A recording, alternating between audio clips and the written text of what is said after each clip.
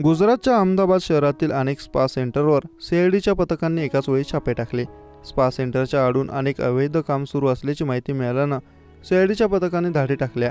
या कारवाईत अनेक परदेशी तरुणींची धरपकड करण्यात आली आहे। अहमदाबादमध्ये गेल्या 2 दिवसांपासून सीआयडीकडून स्पा सेंटरवर धाडी टाकल्या जात आहेत।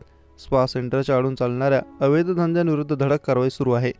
शहरातील अनेक स्पा सेंटरमधून बऱ्याच परदेशी तरुणींना ताब्यात घेण्यात आलं असून धाडीदरम्यान पकडण्यात आलेल्या एका परदेशी तरुणीच्या पासपोर्टच्या पडताळणीसाठी सीआयडीचं पथक हॉटेलात पोहोचलं। त्यावेळी जवळपास 4 तास तरुणीनं हाय व्होल्टेज ड्रामा केला।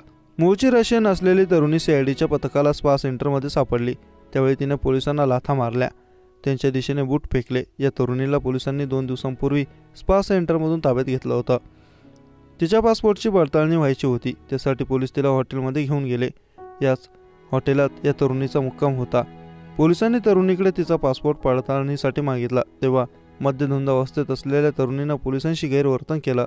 पोलिसांनी पासपोर्ट मागताच तिने पोलिसांवर हल्ला केला, त्यांच्यावर बूट फेकले, त्यांना लाथा मारल्या। या घटनेचा व्हिडिओ आता समोर आला असून हा व्हिडिओ सोशल मीडियावर व्हायरल झाला आहे।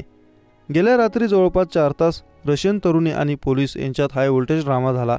जवळपास 4 तासांच्या मेहनतीनंतर पोलिसांनी व्हिडिओमध्ये दिसणाऱ्या 2 तरुणींना ताब्यात घेतलं। त्यानंतर त्यांना वस्त्रापूर पोलीस ठाण्यात आणण्यात आलं।